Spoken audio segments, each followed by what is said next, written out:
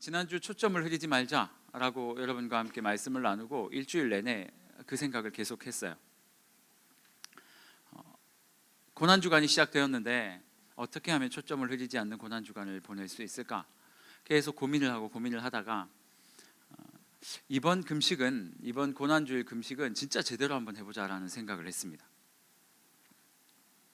그래서 진짜 하나님께 내 마음을 드리고 하나님을 기뻐하면서 그분이 원하시는 금식, 고난주간이 좀 됐으면 좋겠다. 그리고 제가 결심을 했습니다. 월요일은 예비일로 삼고 화요일, 수요일 3일, 화화, 수, 목 3일을 금식을 하면서 하나님께 좀 내 마음을 좀 올려드리면 좋겠다라고 시작을 했어요. 첫 끼 할만했습니다. 배가 고팠어요. 하지만 하나님께서 우리를 위해서 십자가 돌아가셨으니까 하나님, 저도 주님의 그 고난에 동참하길 원합니다. 점심이 됐어요. 아침은 좀 잘 안 먹은 적이 많으니까 그래도 좀 참을만 했는데 점심이 지나고 나는데 진짜 내가 주님을 만나러 갈 것 같더라고요. 그래서 주님, 그래도 하나님께서 나와 함께 하심을 믿습니다. 저녁이 됐어요. 너무 배가 고픈 거예요. 그래도 어떻게 결심을 했는데, 그래서 제 속마음이 희한하죠. 3일 금식하고 우리 청년들한테 내가 금식했다, 우리 같이 고난주간에 하나님께 그렇게 올려드렸다 말을 하고 싶은 마음도 있고 그런 여러 가지 생각이 있어요. 이번 참에 살도 빼고. 전날 금식을 하고 그 다음날 아침 진짜 이건 아닌 것 같다 싶은 생각이 들었지만 또 금식을 했어요. 점심 금식을 했어요. 근데 그때부터 문제가 생기기 시작한 거예요.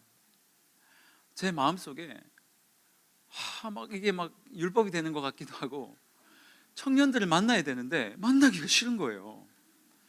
만나도 제 4시에 만나기로 한, 제가 4시인가 5시인가 아무튼 만나야 되는데 청년들도 만나야 되겠는데 힘도 없고 사역을 못 하겠는 거예요. 설교 준비를 하려고 했는데 설교 준비가 안 돼요. 눈에 초점이 흐려지고 주님 부활하시기 전에 내가 먼저 갈 것 같고 도무지 사역이 안 되는 거예요.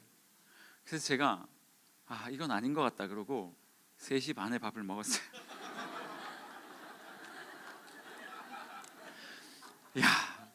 그 밥을 아무도 몰라요. 저 혼자 이렇게 사역을 하다가 4시에 만나기로 했는데 3시 조금 넘어가지고 이건 주님의 기뻐하시는 금식이 아니다. 점점 못 만나겠는 거예요. 온다 그러는데 지금 이런 마음도 들고, 그래서 안 되겠다 싶어서 조용히 가서 본죽에 가서 몇 개 하지도 않아 놓고 또 이건 차려가지고 본죽을 한 그릇 먹고 한 그릇 다 먹고 그래. 그러고 돌아오는데 갑자기 자괴감이 드는 거예요.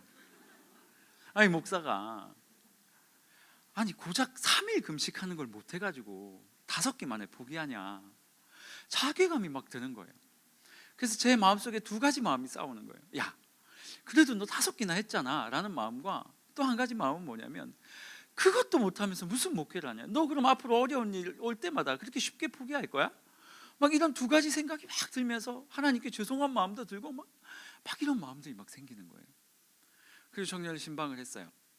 한 팀 신방을 하고 또 그 다음 팀이 바로 와가지고 또 그 다음 팀 신방을 하고, 그때부터 이제 주차 봉사를 했거든요. 주차 봉사를 하면서 이런 생각을 했죠. 먹기를 잘했구나. 제 안에 무슨 생각이 들었냐면, 초점을 잃기 싫어서 하나님 앞에 3일이라는 시간을 딱 떼어놓고 이 시간을 주님께 온전히 올려드리는 것, 이것을 통해 내가 하나님의 그 죽으심과 부활하심을 기념하리라라는 생각으로 시작했는데 결국 이걸 실패를 한 거죠. 실패를 하고 나서 진짜 약간 좀 속이 상했어요. 그때는 내가 신방해야 된다는 생각으로 좀 합리화를 가지고 밥을 먹었지만 먹고 나니까 갑자기 이거 죄인가? 이런 생각도 몰려들고 이것도 못하니? 이런 생각이 몰려들고 이게 쉽지 않더라고요. 그런데 주차 봉사를 하고 나서 그 주차실에 이제 모여가지고 정리를 하는데 한 목사님 저한테 묻더라고요. 제가 얘기를 했죠. 목사님, 제가 이번 금식을 이런 마음으로 작정을 했는데 결국 5끼밖에 못하고 이게 무너졌어요. 그 목사님이 저를 보더니 그냥 생으로? 그러는 거예요. 생으로요. 그러면서 실패했다고 말하는 저한테 뭐라고 얘기를 하냐면, 목사님 그래도 그 마음이 귀하네요 그러는 거예요. 그래도 하나님 앞에서 금식하려고 했던 그 마음이 귀하네요 그러는 거예요. 그 말을 딱 듣는데 한 대 뻥 맞은 것 같은 생각이 드는 거예요. 제가 하려고 했던 그 초점이 하나님 앞에, 주님 앞에 내가 금식함으로 말미암아, 금식이라는 행위가 아니라 하나님께 내 마음을 올려드리기 위해서 시작했던 건데, 딱 실패하고 나니까 뭐만 찾아오냐면 내가 미션 수행을 하지 못했다라는 그 좌절감만 찾아오는 거예요. 그러니 고난주간을 주님 앞에 올려드려야 되겠다라는 이 생각에 집중하고 있었던 게 아니라, 내가 해야 되겠다, 미션 컴플릿, 이것을 위해서 그냥 막 금식을 하고 있었던 제 마음. 제가 그 목사님의 그 이야기를 듣고 제가 평안을 얻었어요. 합리화인가요? 그럴지도 모르죠. 평안을 얻었어요. 그래, 그래도 내가 그 5끼 동안 금식하면서 하나님 앞에, 진짜 그건 진심이었거든요. 하나님 앞에 내가 진짜 하나님의 그 고난에 동참하고자 하는 마음이 진심이었으니까, 하나님 앞에 그 진심을 주님께서 그것은 받아주셨을지 모르겠다, 받아주셨을 것 같다. 여러분 어떠세요? 금식 잘 하셨습니까? 막 우리 국장단 방에 보니까 뭐 오늘 금식 실패했어요, 내일부터 다시 시작할래요. 저 실패하기 전에 딱 봤거든요. 아니 이거 한 끼 금식을 뭘 실패해, 그 생각을 가졌는데, 그 다음날 밥을 먹고 나서 다시 그 문자를 보니까 그래, 하나님이 받으셨을 거야. 여러분, 하나님이 원하시는 것은 3일 내내 쫄쫄 굶어라가 아니라 그거 굶으면서 하나님 생각하라는 거였거든요. 혹시 이번 주 고난주간 가운데 금식 작정했다가 실패하신 것 때문에 저와 같은 좌절감을 맛보신 분 계십니까? 목사도 실패했으니까 여러분 괜찮습니다. 하나님이 원하시는 것은 금식이 아니라 여러분이 고난주간 가운데 주님을 더 생각하는 거니까, 혹시 목사님 저 고난주간에도 잘 생각 못했어요, 그러면 오늘 기회를 드릴게요. 오늘 우리 전도하러 갈 거잖아요. 그때 기회를 드릴 테니까 열심히 한번 전도해 보십시오. 오늘 제가 이렇게 뒤에서 보니까 생각보다 많이 안 왔더라고요. 지금은 좀 오셨는데, 제가 뒤에서 뭐라고 그랬냐면, 이게 조이스의 실체다. 전도하러 가자는 날이 딱 되니까 전도하는 날이니까 이렇게 안 왔구나. 근데 생각보다 많이 오셨어요. 여러분, 초점을 잃지 않는다는 건 참 쉽지 않죠. 예수를 믿는다는 것, 그리스도인으로 살아간다는 그 초점을 잃지 않는 것도 참 쉽지 않습니다. 저는 오늘과 다음 주엔 전도사님 설교하실 거니까 그 다음 주에 우리 수련회 가기 전에 성막에 대한 것들을 미리 좀 시작을 할 겁니다. 그래서 하나님이 성막을 왜 주셨는지, 그리고 하나님께서 이 성막을 통해서 우리에게 말씀하고자 하는 것이 무엇인지 같이 나누기를 원합니다. 그리스도, 기독교의 핵심은 뭘까요? 초점을 놓치지 말아야 한다라고 얘기를 했는데, 기독교의 핵심은 뭘까요? 기독교의 핵심은 예수 그리스도죠. 기독이라는 이 단어는요, 그리스도교, 그러니 그리스도라는 이 단어를 중국 사람들이 처음에 복음을 받을 때 그게 이제 음력으로 표시를 하는데 표시할 게 없는 거예요. 그래서 그리스도라는 말을 그냥 기독이라는 말로 그냥 쓴 거예요, 한자로. 그래서 그리스도, 기독이 그리스도라는 뜻이에요, 예수. 그러니까 기독교라는 말은 그리스도교라는 말이에요. 그러니까 우리말로 순 한글로 바꾸자면 예수교, 교자도 한글 아니죠. 예수 믿는 그런 공동체를 말하는 거예요. 최근 어떤 지체가 누군지 기억이 안 나는데 저에게 이렇게 말했어요. 예수님이 아니라 목사님, 큰일 날 뻔했네. 목사님, 죽을 뻔했네요. 목사님, 왜 교회에서는 유독 예수님만 자꾸 강조해요? 이런 질문을 하는 거예요. 그래서 제가 그 지체의 질문은 이런 말이죠. 하나님도 있고 성령님도 있고 예수님도 있는데 자꾸 예수님만 강조해요. 그러고 보니까 기독교라는 종교의 우리의 이름도 그런 거예요. 예수 그리스도교니까. 여러분, 왜 예수를 그렇게 강조할까요? 그 이유는 한 가지 때문이에요. 삼위 하나님이 다 중요해요. 우리 하나님이 세상의 역사를 시작하셨고 또 성령께서 우리와 함께 하시지만, 우리가 예수를 그렇게 중요하게 여기는 이유는 뭐냐면 우리가 죄에 빠져 있기 때문이에요. 우리가 처해 있는 그 상황 때문이에요. 우리가 죄에 딱 빠져 있고 나니까 이 죄의 문제가 해결되지 않고는 그 어떤 하나님의 사역도 이룰 수 없는 거예요. 하나님의 목적은 간단하거든요. 하나님의 뜻은 우리 인간과 함께 영원히 함께 즐거이 사시는 거예요. 우리를 창조하시고 창조한 그 창조물과 함께 영원히 살아가는 거, 그게 하나님의 뜻이에요. 저희 예찬이가 5살이 됐어요. 5살이 돼서 이제 말도 곧잘 해요. 이제는 뭐 집에서 이제 조심해야 될 것 같아요. 집에 있는 이야기들을 밖에 나가서 자꾸 해요. 조심해야 되겠다. 우리 예찬이가 한 5살쯤 됐는데 뭐 예쁘기는 여전히 예뻐요. 제 마음속에 이런 고민이 들었어요. 얘가 언제쯤 되면 날 떠날까? 물론 생각보다 오래 안 떠나신 분들이 여기 계시지만 예찬이가 언제쯤 되면 사죄하도록 하겠습니다. 용서를 구합니다. 예찬이가 한 몇 살쯤 되면 떠날까? 예찬이가 떠나고 나면 제가 주례할 때도 이런 얘기를 많이 하는데, 이제 떠나고 나면 사실 부모와는 어느 정도 선을 긋는 게 맞거든요. 떠나고 나면 내가 보고 싶다고 볼 수 없고 내 마음대로 그를 소유할 수 없을 텐데 몇 살쯤 되면 그렇게 사라질까? 남자아이는 한 초등학생 고학년만 돼도 정서적으로 떠난다 그래요. 아빠랑 뭐 이렇게 하는 거 별로 안 좋아한대요. 자매들도 마찬가지지만 하나님의 바람은 뭐냐면 제 심정이에요.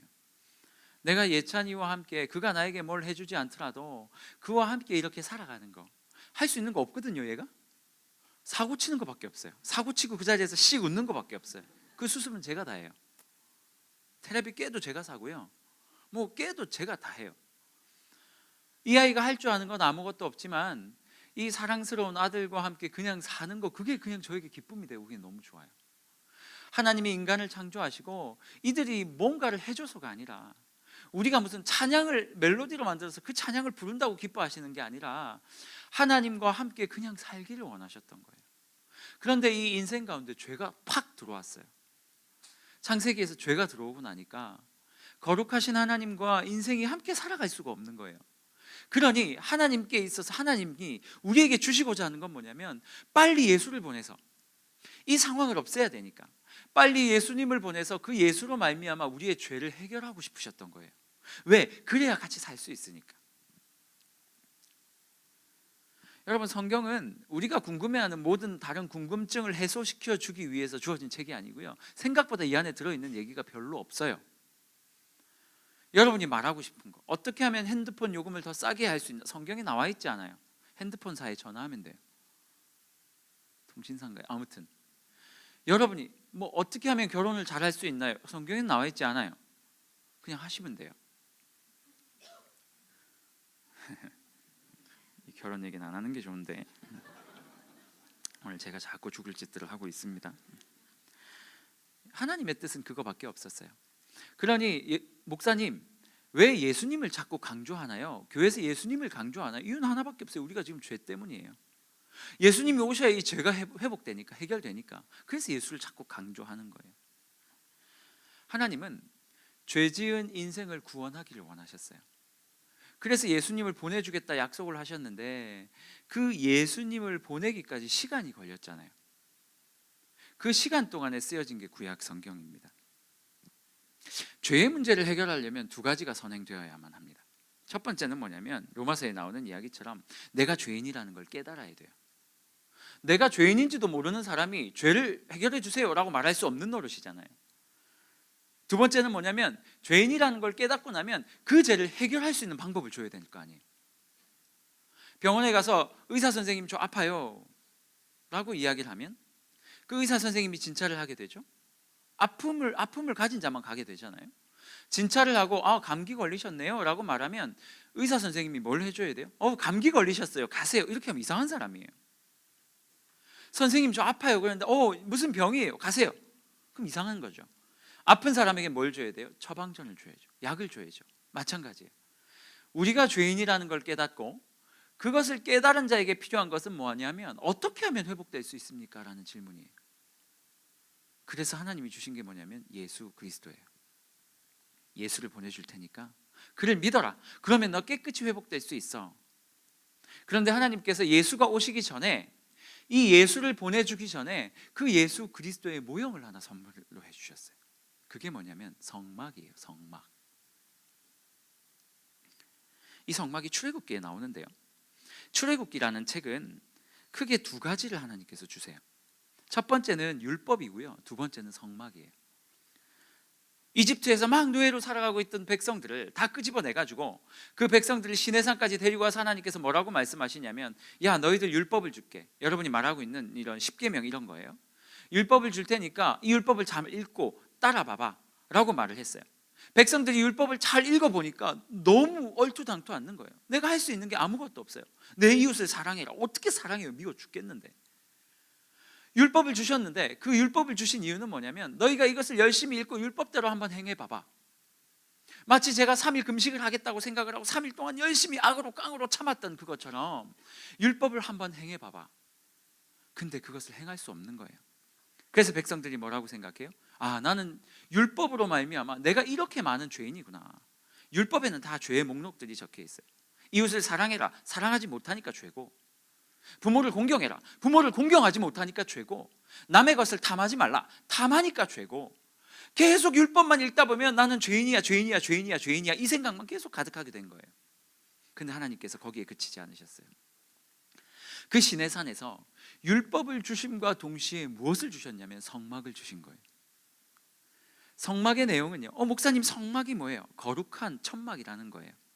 거룩한 텐트. 성막을 주시면 그 성막 안에서는 어떤 일이 이루어졌냐면, 죄를 가진 자가 제사를 드려, 내가 죄를 지었잖아요. 그럼 짐승을 한 마리 가지고 와요. 그럼 그 짐승을 내가 스스로 쪼개고 찔러 죽이고 해가지고 그 피를 다 받아가지고 그 짐승을 하나님 앞에 올려드리는 거예요. 목사님 너무 잔인해요. so 잔인. 어떻게 이렇게 잔인할 수 있어요? 왜 그렇게 잔인해요? 우리 죄가 그렇게 크니까, 우리 죄가 그만큼 끔찍하니까 어쩔 수 없는 거예요. 하나님께서 내가 죄를 지었지만 짐승을 가지고 오게 하시고 그 짐승이 되신 죽음으로 말미암아 내 죄를 사해 주겠다 라고 말씀하신 그게 바로 복음이거든요. 그게 나중에 2000년 전에 예수께서 하신 일이거든요. 하나님께서 우리에게 율법을 주시고 성막을 주심으로, 율법을 통해서는 우리가 죄를 깨닫게 되고, 성막을 통해서는 어떻게 우리가 깨끗하게 나음을 입을 수 있는가를 설명해 주셨다는 말이에요. 그러니 이 성막에 대한 내용을 자세히 알면 우리가 어떤 유익을 얻을 수 있냐면, 예수가 누구신지를 알 수 있고, 우리가 어떻게 죄사함을 받았는지를, 그 원리를 알 수 있고, 그러면 우리가 어떻게 살아가야 되는지 그 원리들, 그 이야기들을 우리가 알 수 있다라는 거예요. 성막은 처음에 들어가는 입구부터 모든 것을 다 예수 그리스도를 상징하고 있어요.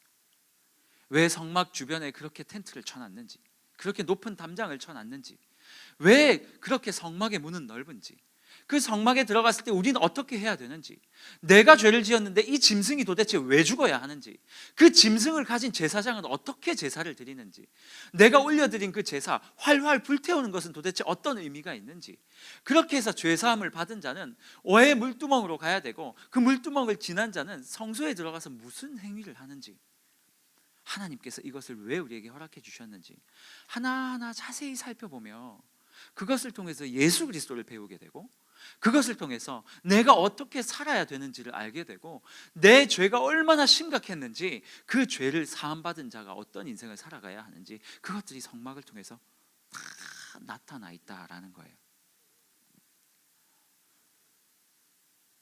여러분, 예수를 믿는 자가 그 초점을 잃지 말아야 하는 이유는 뭐냐면, 초점을 잃게 되면, 예수가 누구신지 모르게 되면, 내가 어떻게 살아야 되는지 모르게 되면, 우리가 믿는 그리스도, 우리가 믿는 이 기독교라는 이 교회라는 것, 예배 드리는 이 모든 것들이 다 무의미해질 수가 있어요. 뭔지도 모르는데 와서 현대식의 음악 감상하고 그냥 위로받고 돌아갈 가능성이 되게 많아요. 우리 조이스 예배를 드리는 여러분 안에도 굉장히 많을지도 몰라요. 그냥 친구 따라 교회는 왔는데 찬양은 되게 좋아요. 당연히 좋죠. 박효신 노래나 김명식 노래나 비슷해요, 음들이. 당연히 좋죠. 여러분 이런 경험 없으세요? 찬양을 하다가 후렴을 가요로 해본 적 없으세요? 비슷한 음역들이 많아요. 음들이 되게 많아요. 비슷한 게 되게 많아요.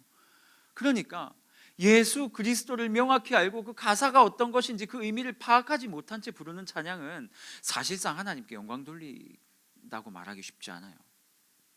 그걸 알려면 예수를 알아야 된단 말이에요. 그저 나와서 예배 드리는 게 중요한 게 아니라 내가 예배드리는, 예배받는 대상이 누구시며 내가 어떻게 구원받았는지, 내가 어떻게 살아가야 되는 존재인지, 그렇게 살아가야 되는데 못 살아간 것 때문에 얼마나 죄송한지, 그 죄송한 마음 가지고 와서 이곳에 앉아 있으면 우리가 어떻게 예배 은혜 안 받을 수가 있겠어요? 여러분, 제가 오늘 밑에서 이제 안내를 하는데, 빨리 끝낼게요. 안내를 하는데 그 전도하기를 원하는 한 지체가 있었고 전도가 잘 안 되는, 그래서 제가 한번 같이 만난 적이 있는 지체를 오늘 요 앞에서 본 거예요. 목사님, 이 지체가 진짜 예수 믿기 바라는데 예수를 안 믿어지는 거예요. 그럼 아무튼 갈등이 있었어요. 그래서 저를 찾아왔어요. 그래서 예수 안 믿는 그 지체에게 계속 이야기도 하고 아무튼 막 이랬어요. 되게 간절한 마음이었어요, 옆에 있는 사람은. 근데 오늘 제가 이게 안내를 하고 있는데 그 예수 안 믿는 지체랑 저에게 그 전도하기를 원했던 지체가 같이 이렇게 걸어 들어오는 거예요. 제가 그 걸어 들어오는 그 지체에게 오셨어요 했는데 눈물이 여기까지 왈칵 올라오는 거예요. 근데 쪽팔리잖아요. 그 예수도 안 믿는 분인데 내가 자기 온 거를 보고, 형제였거든요. 형제 왔는데 내가 손을 잡으면서 울면 좀 이상할 수도 있겠다라는 생각도 들고, 내가 이렇게 감격이 되자고 보내고 나서 막 눈물이 막 여기까지 올라오는 거예요. 인사는 계속 해야 되는데 막, 안녕하세요.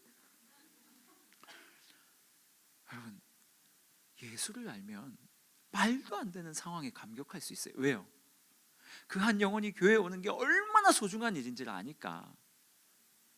예수를 모르고 그 자리에 서 있으면 저는 그냥 일하는 사람이에요. 알바예요, 알바.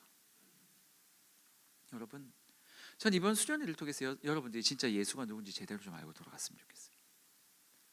성막을 살펴보면서 예수가 누군지, 왜 성막의 높이는 그렇게 높아야 했는지 하나님께서 성막 하나하나를 통해서 우리에게 다 얘기해 주세요. 그리고 그 모티프를 다 꺼내가지고 신약, 구약 성경에 모두 다 쫙 깔아 놓으셨어요. 그래서 휘장을 열고 들어가라. 왜 예수가 죽었을 때 십자가 밖으로, 영문 밖으로 나가셔야만 했는가?